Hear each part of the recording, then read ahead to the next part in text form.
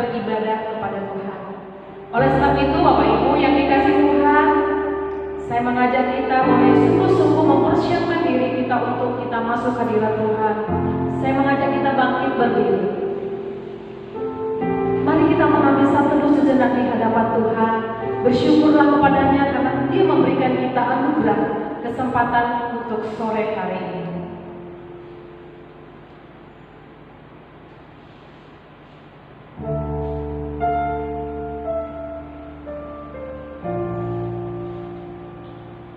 Ibadat kita pada sore hari ini kita mulai di dalam nama Allah Bapa, Putra, dan Allah Roh Kudus.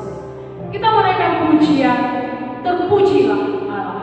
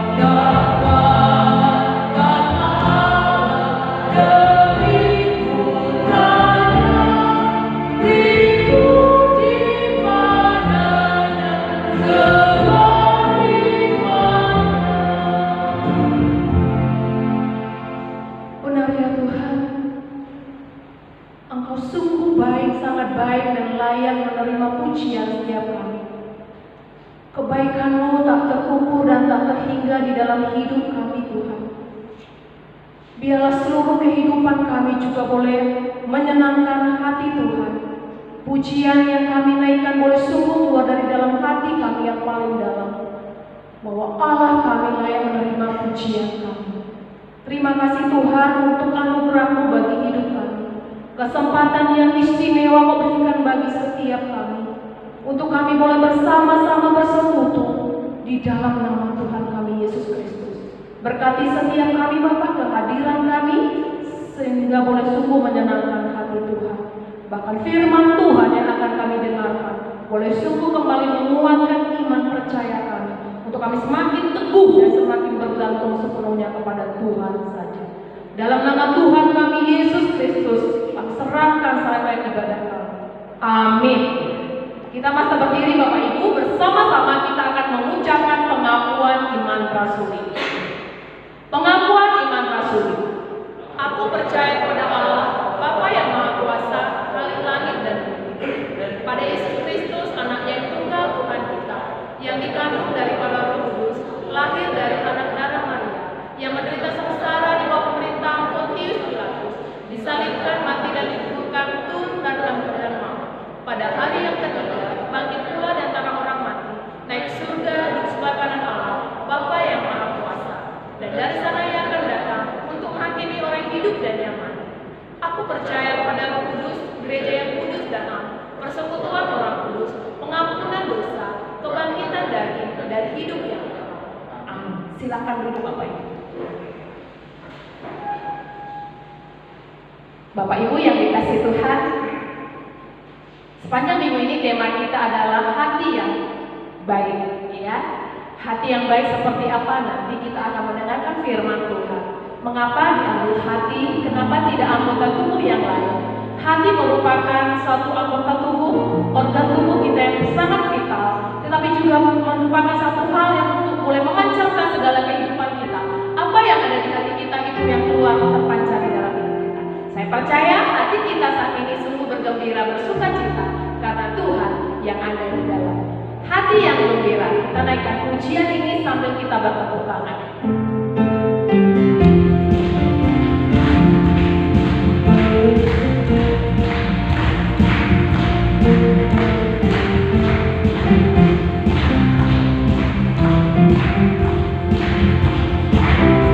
Hati yang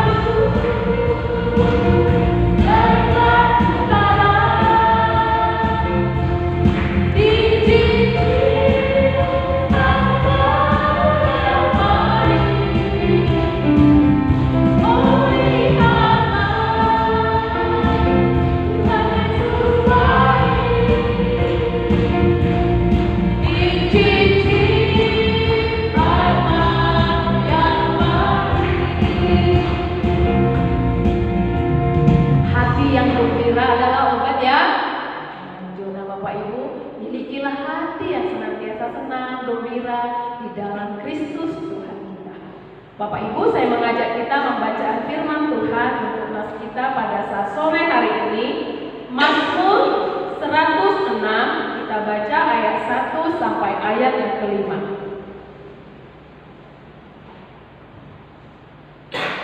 Mazmur 106 ayat 1 hingga ayat yang kelima, kita baca bersama-sama. Di bawah satu perikop kasih setia Allah dan ketegaran hati Israel. 2, 3, ya. Haleluya, bersyukurlah kepada Tuhan sebab Ia baik, bahwasanya untuk selama-lamanya kasih setianya. Siapakah yang dapat memberitahukan keperkasaan Tuhan, memperdengarkan segala pujian kepadanya? Berbahagialah orang-orang yang berpegang pada hukum, yang melakukan keadilan di segala waktu. Ingatlah aku ya Tuhan demi kemurahan terhadap umat. Perhatikanlah aku demi keselamatan daripadamu, supaya aku melihat kebaikan pada orang-orang pilihan, supaya aku bersukacita dalam sukacita umat, dan supaya aku bermegang bersama-sama milikmu sendiri. Ya, kiranya firman Tuhan yang kita baca boleh senantiasa mengingatkan kita betapa Tuhan kita baik, betapa kita bersyukur memiliki Allah yang hidup, yang selalu memperhatikan hidup kita. Bapak Ibu yang dikasihi Tuhan, apa yang sudah menjadi program rencana-rencana kita yang mungkin sangat terbengkalai oleh karena mungkin pandemi yang kita hadapi bersama-sama, tidak dipandang kalangan apapun, ya, semua kena imbas daripada COVID-19 ini. Tetapi kita mau tetap sembah Tuhan di dalam segala pergumulan kita. Apapun keadaan kita, tetap libatkan Tuhan di dalam segala sesuatunya. Maka kita akan bisa melewatinya. Kita menaikkan pujian, setiap melangkah kusertakan namamu. Saya mengajak kita kembali bangkit berdiri. Thank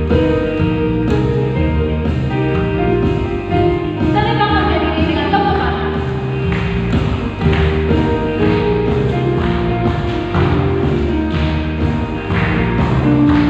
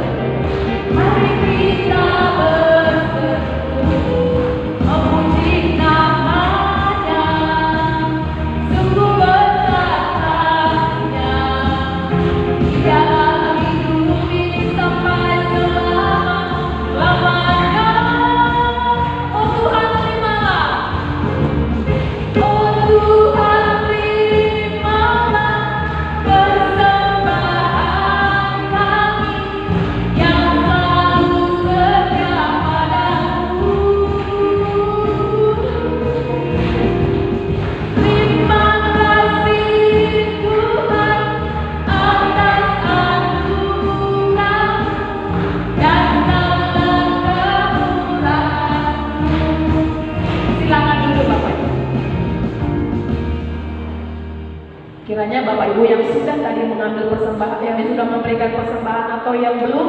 Tuhan memberkati setiap persembahan setiap kita. Bapak Ibu yang dikasihi Tuhan, di balasannya kita akan mendengarkan kebenaran firman Tuhan pada sore hari ini. Kita siapkan hati kita, firman Tuhan akan disampaikan oleh Guru Injil Romani. Kita mengingat akan kebaikan Tuhan, apapun keadaan kita saat ini, rancangan Tuhan terbaik dalam hidup kita. Semua baik.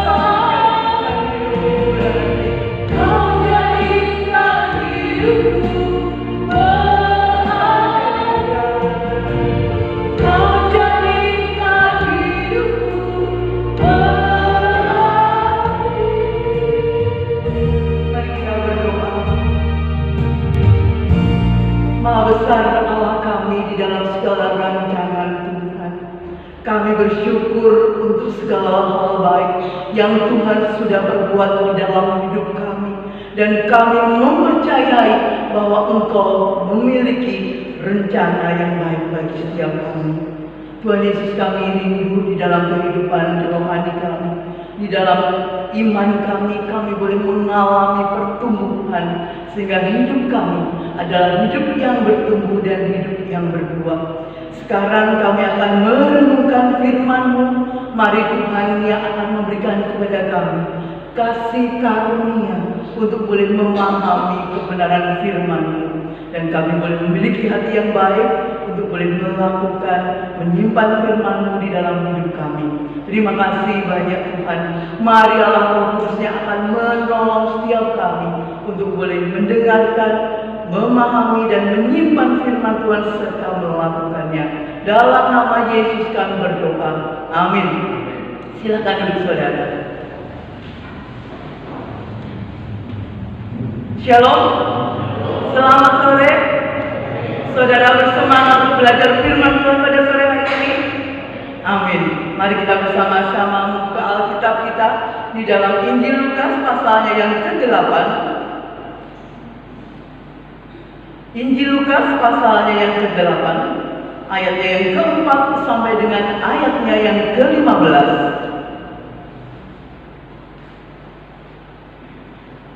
Injil Lukas pasal 8 ayat 4 sampai dengan ayatnya yang ke-15.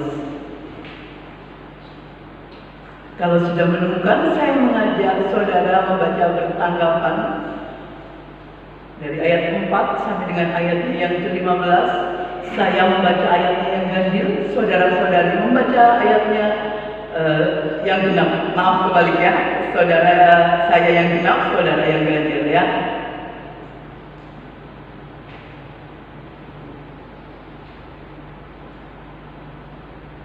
Lukas pasal 8 ayat 4, demikian bunyi firman Tuhan.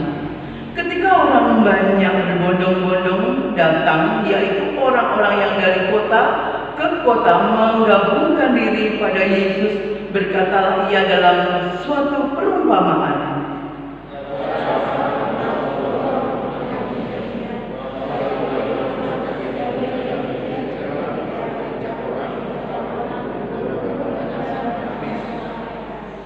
Sebagian jatuh di tanah yang berbatu-batu, dan setelah tumbuh ia menjadi kering karena tidak mendapat air.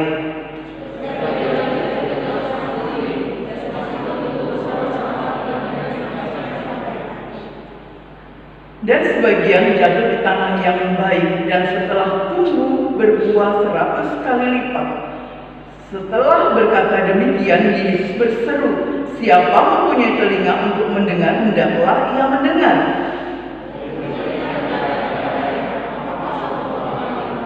Lalu ia menjawab, "Kepadamu diberikan karunia untuk mengetahui rahasia kerajaan Allah, tetapi kepada orang-orang lain hal itu diberitakan dalam perumpamaan, supaya sekalipun memandang mereka tidak melihat, dan sekalipun mendengar mereka tidak mengerti."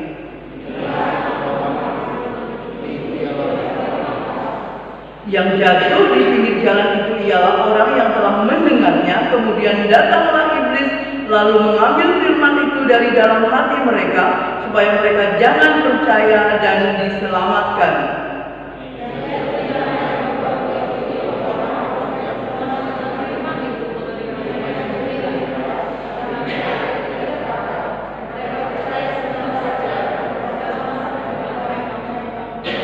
Yang jatuh dalam semak duri ialah orang yang telah mendengar firman itu, dan dalam pertumbuhan selanjutnya mereka terhimpit oleh kekhawatiran dan kekayaan dan kenikmatan hidup, sehingga mereka tidak menghasilkan buah yang matang.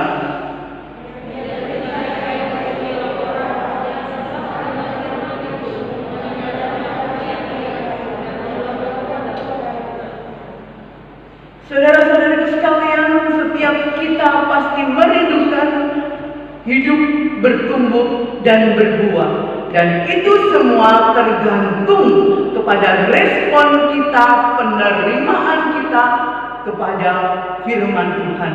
Saudaraku yang terkasih, pada sore hari ini kita merenungkan firman Tuhan dengan tema hati yang baik. Bagian yang kita baca pada sore hari ini merupakan satu pengajaran Yesus yang diajarkan atau disampaikan dalam bentuk perumpamaan.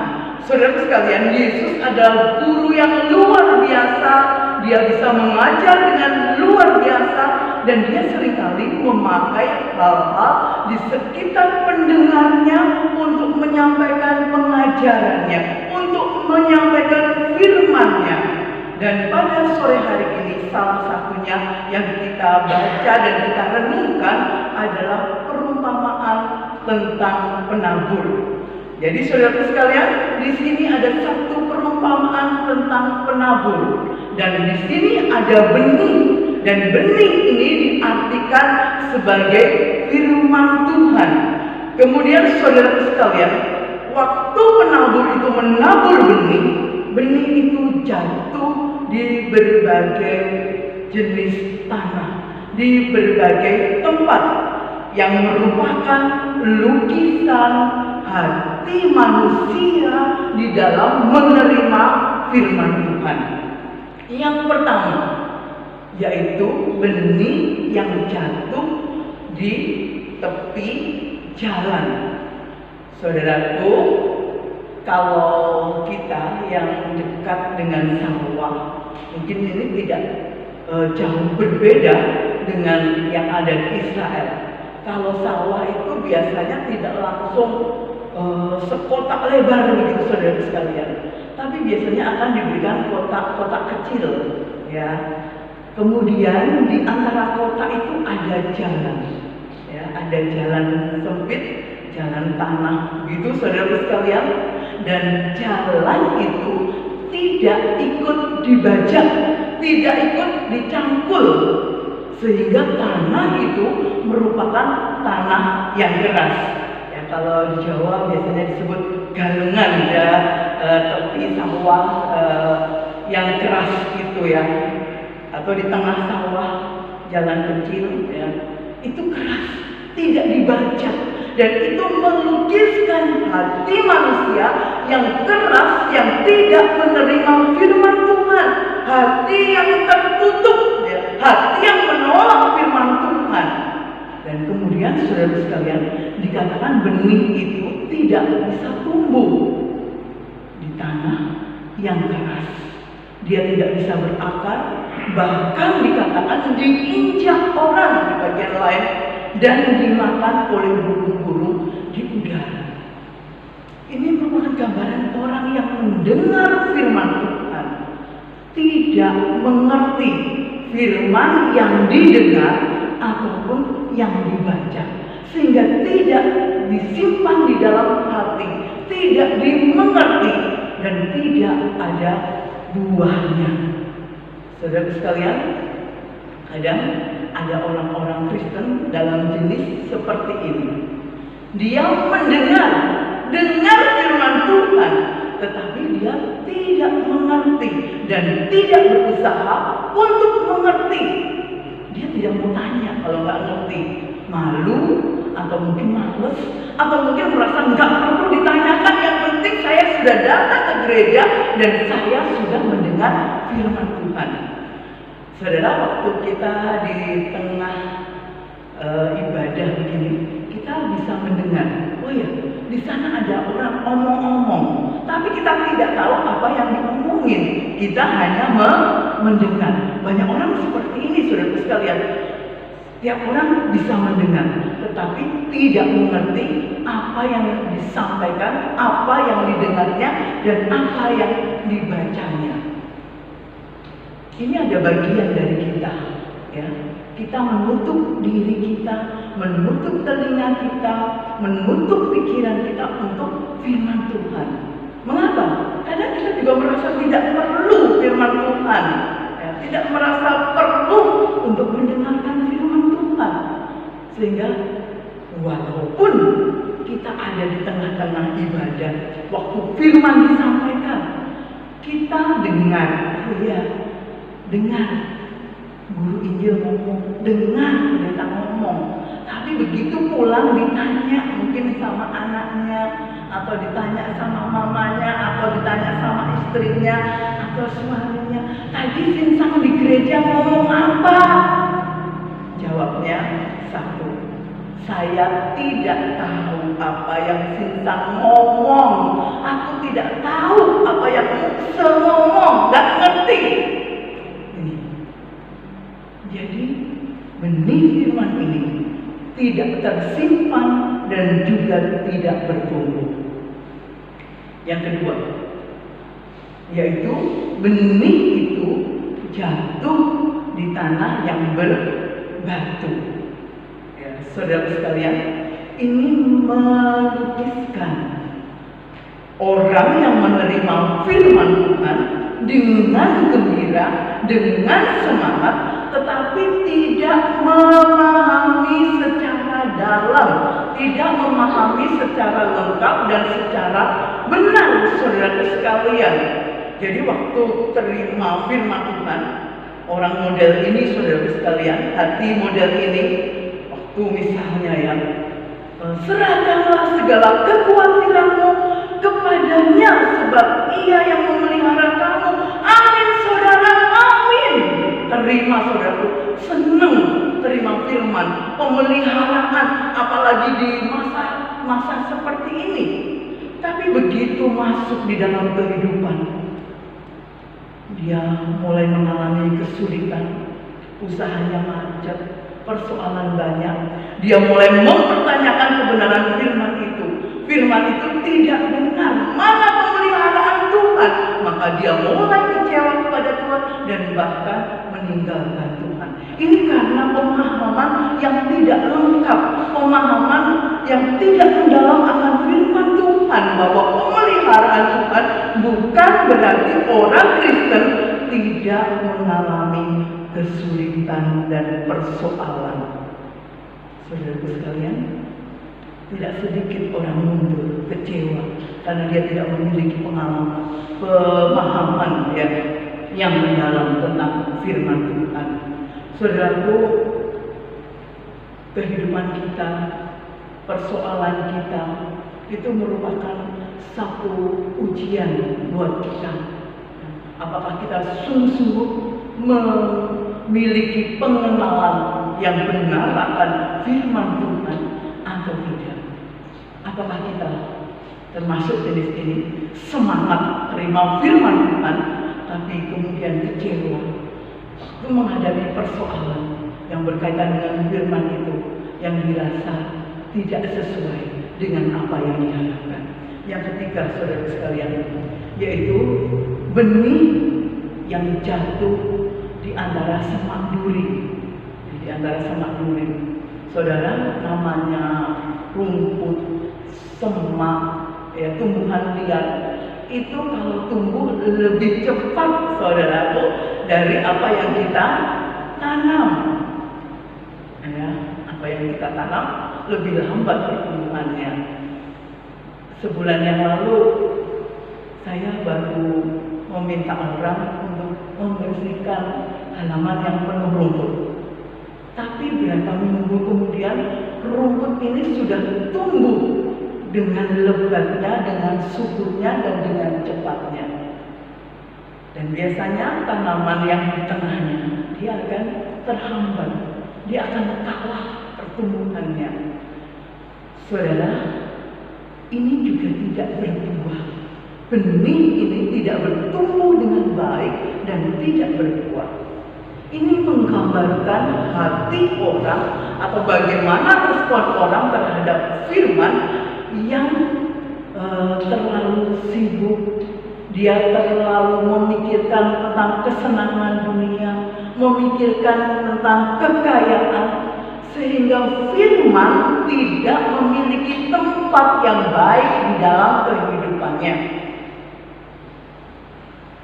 Hati seperti ini, sekalipun dia mendengar firman Tuhan, pikirannya bisa masih memikirkan pekerjaannya terus, ya, pekerjaan yang menghasilkan uang. Besok bagaimana ya barang saya? Besok bagaimana tagihan saya? Dia tidak memikirkan dan menerima firman Tuhan itu dengan baik. Ada juga yang terikat pada kesenangan hidup, ya, kesenangan dunia. Tidak ada tempat buat firman di dalam kehidupannya. Misalnya, saudara sekalian, seharusnya sebagai seorang percaya kita memiliki waktu untuk saat teduh. kita berdoa, berbicara dengan Tuhan, kita juga mendengarkan suara Tuhan, mendengarkan firman Tuhan lewat membaca firman Tuhan atau mendengarkan firman Tuhan. Tapi karena memiliki kesenangan dunia, dia mengorbankan waktu bersekutu dengan Tuhan, berdoa, membaca firman Tuhan ini untuk kesenangan. Lebih rela nonton film daripada baca firman. Lebih mengutamakan jalan-jalan daripada baca firman. Tidak ada waktu untuk mencerna firman Tuhan. Tidak ada waktu untuk memikirkan firman Tuhan. Dan firman Tuhan tidak memiliki tempat yang baik di dalam hidupnya. Maka apa yang didengarnya tidak bertumbuh dengan baik. Tidak disimpan dengan baik. Tidak dipikirkan dengan baik. Kita mesti hati-hati saudara sekalian, jangan sampai kita memiliki hati seperti yang dilukiskan di dalam lukisan yang ketiga, di mana firman Tuhan tetap tidak berbuah di dalam hidupnya. Kemudian kita lihat yang keempat saudara sekalian, yang keempat itu adalah tanah yang baik. Tanah yang baik ini dilukiskan hati yang mendengar firman Tuhan dan menyimpan di dalam hati. Saya yakin saudara sekalian, mendengar ini bukan hanya sekedar mendengar suara, tapi akan ada unsur memperhatikan. Dan ini semua tergantung kepada hati kita. Apakah kita merasa perlu firman Tuhan atau tidak? Banyak orang menganggap bahwa firman Tuhan ini hanya satu bagian dari ibadah kita, dari kebaktian kita, bukan sebagai satu keperluan. Saudara, kalau kita perlu, kita akan memperhatikan dengan baik. Kita pasti pernah perlu suatu informasi, ya, satu tuntunan, satu tutorial. Kita buka YouTube atau kita buka blog internet. Kalau kita merasa perlu, kita akan baca dengan teliti, kita akan baca dengan baik, kita akan dengar dengan baik, kita akan lihat dengan baik. Bahkan seringkali kita ulang-ulang lagi, saudara sekalian. Ulang lagi. Kok belum ngerti ya? Tadi yang langkah ketiga itu apa? Buka lagi, lihat lagi. Adakah kita memiliki sikap seperti ini di dalam mendengar firman Tuhan, di dalam menerima firman Tuhan? Saudara sekalian, di dalam bagian ini murid-murid belum ngerti betul arti perumpamaan yang Yesus sampaikan, maka dia datang kepada Yesus. Murid-murid mereka datang kepada Yesus untuk menanyakan arti perumpamaan tersebut.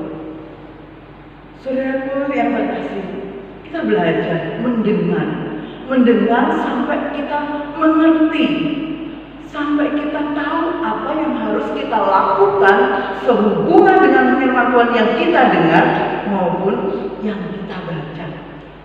Setelah mendengar, kita memikirkan, ya, memikirkan firman Tuhan itu. Apa yang harus saya lakukan?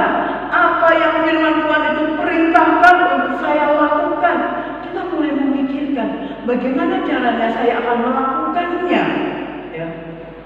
Kalau saya ada di dalam keadaan seperti ini, bagaimana saya melakukan firman itu?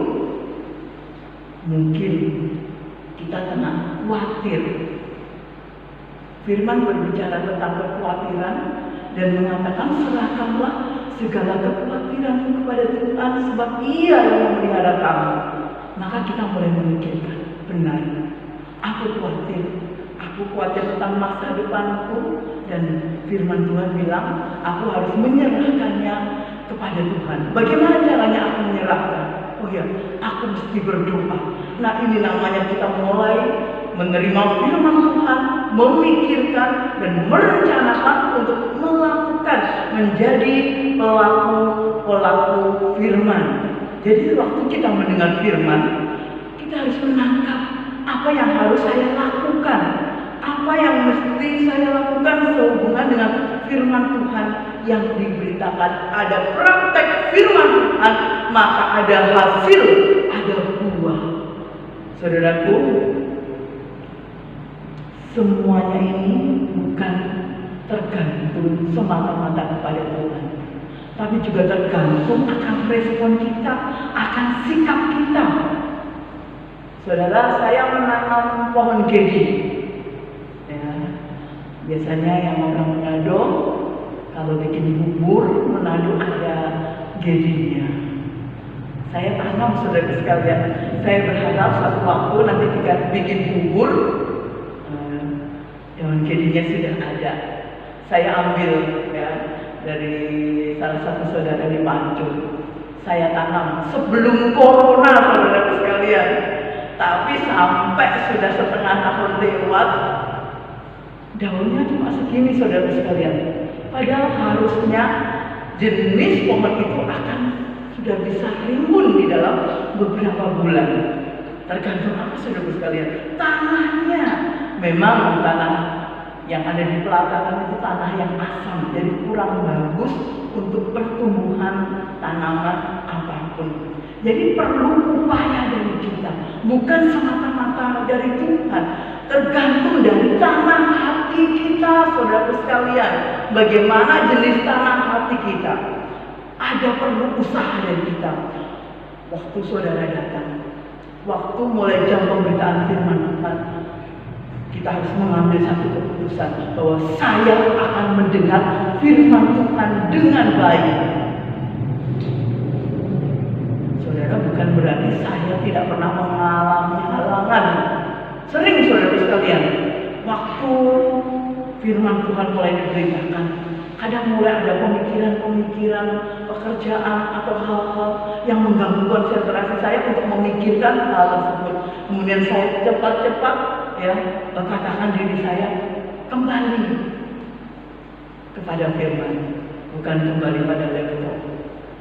Saudara, perlu usaha dari kita memutuskan bahwa saya akan mendengar firman Tuhan dengan baik. Dan kita perlu kasih karunia Tuhan waktu akan merenungkan firman Tuhan, saudara sekalian. Kita tidak semata-mata bisa karena kekuatan dan pemikiran kita. Maka waktu dipimpin doa firman, saudara harus mengaminkan dengan benar, dengan sesungguh-sungguhnya. Tuhan, tolong kami supaya kami mengerti. Amin. Tuhan, tolong saya untuk saya mengerti. Harus, saudara. Kalau enggak, ya kita akan banyak mengalami kesulitan. Langkah awal kita mengambil keputusan bahwa kita akan mendengarkan firman Tuhan dengan baik. Halangan-halangan harus segera kita singkirkan, kita kembali kepada firman. Kalau enggak, nanti benih firman diambil oleh iblis. Tapi itu bukan semata-mata faktor utamanya, saudara sekalian. Ya, kita sering nyalah-nyalahin iblis. Ya, kita sering nyalah-nyalahin iblis bahwa iblis menggoda. Tapi sebenarnya tanah hati kita yang memegang faktor yang cukup besar. Saudara sekalian, kita harus memiliki usaha untuk memahami firman Tuhan. Dan kita akan menganggap bahwa firman Tuhan itu bernilai. Pemazmur mengatakan bahwa firman Tuhan itu lebih daripada emas tua. Ya, bukan emas Jawa, saudara sekalian, emas tua. Harga emas sekarang cukup mahal, ya. Saya rasa tidak ada orang yang meletakkan perhiasan emasnya di depan rumah, saudara sekalian. Kenapa? Karena berharga, maka disimpan. Disimpannya di mana? Di ruang tamu? Tentu tidak. Di mana, saudara? Di almari. Almari pun masih ada laci kecilnya, ada kuncinya. Mengapa? Berharga, disimpan dalam hati. Kita juga perlu menyimpan firman Tuhan dalam hati. Dan kita harus menganggap, meyakini bahwa firman Tuhan itu perlu dan berharga. Maka kita akan menyimpannya di dalam hati. Isi lemari saudara yang paling penting apa, saudara sekalian? Lemari yang khusus tentunya barang-barang berharga. Demikian juga firman Tuhan harus disimpan di dalam hati karena berharga. Caranya menyimpan, kita harus membacanya. Kemudian kita memperkatakannya. Kemudian kita menghafalkannya. Sehingga firman itu akan tersimpan, kita akan bisa melakukannya, dan firman itu akan berbuah menolong kita, menguatkan kita. Misalnya saudara sekalian, pencobaan-pencobaan yang kamu alami tidak akan melebihi kekuatan, ya. Bukan salah satu isi firman. Mungkin kita tidak hafal sepenuhnya, tapi kita ingat, oh iya, pencobaan-pencobaan yang kita alami tidak akan melebihi kekuatan manusia, sebab Allah setia, dan karena itu Ia tidak akan membiarkan kamu dicobai melampaui kekuatanmu. Jadi pada waktu firman sudah tersimpan, waktu kita mengalami kesulitan, firman itu akan menghibur kita, firman itu akan menguatkan kita. Itu pentingnya saudara sekalian, itu fungsinya, itu gunanya, dan itu perlu, maka itu kita perlu menyimpannya. Dan buahnya apa? Kita hidup di dalam ketekunan. Kita tidak meninggalkan Tuhan karena sadar betul, tahu betul, mengimani bahwa pencobaan, kesulitan yang kita alami tidak akan melebihi kekuatan kita. Dan Allah setia, dan Allah akan berikan jalan keluar buat kita. Itu karena firman tersimpan di dalam hati, dipikirkan, ya, diperkatakan, dihafal, dan berbuah apa? Ketekunan. Mari saudara sekalian, kita akan mengusahakan diri kita memiliki hati yang baik, yang akan menumbuhkan benih firman Tuhan, yang akan bertumbuh dengan baik dan juga akan berbuah beratus kali lipat. Tuhan Yesus memberkati kita sekalian. Mari kita berdoa.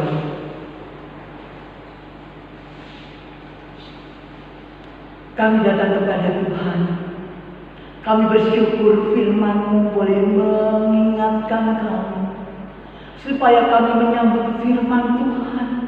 Kami mendengar firman Tuhan dengan baik.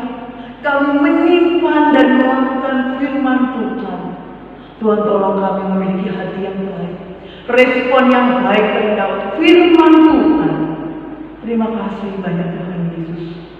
Kami merindukan pertumbuhan di dalam diri kami, sehingga kami berbuah-buah dan hidup kami menyenangkan Tuhan. Ajar kami menghargai firman Tuhan, melakukan di dalam kehidupan kami. Terima kasih banyak Tuhan, dalam nama Yesus kami berdoa. Amin. Mari kita bersama-sama berdiri. Kita akan mengakhiri ibadah kita pada sore hari ini dengan menaikkan pujian pengagungan kita kepada Allah dengan pujian Maka Jiwaku Memuji-Mu.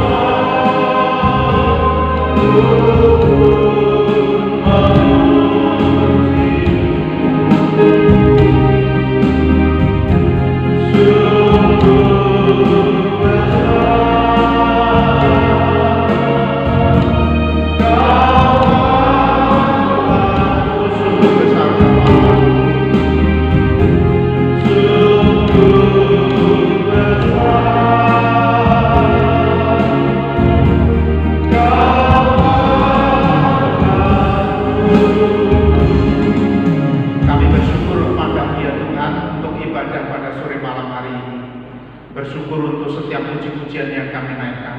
Bersyukur untuk firman Tuhan yang sudah mengajar, mendidik kami, mengingatkan, menegur kami Tuhan.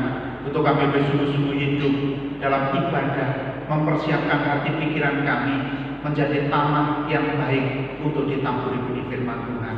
Biar kiranya Allah Roh Kudus memeteraikannya dalam setiap kehidupan kami. Kami juga berdoa buat setiap persembahan yang sudah diberikan maupun yang akan diberikan oleh umat-Mu. Biar kiranya Tuhan yang memberkati dan menguduskannya, digunakan bagi pekerjaan Tuhan di tempat ini. Jemaat Tuhan yang terkasih, firman Tuhan sudah ditaburkan bagi kita. Mari kita ulang, kita lakukan kebenaran firman Allah supaya firman itu hidup dalam kehidupan kita masing-masing. Arahkan hati dan pikiran kepada Tuhan dan terimalah berkatnya.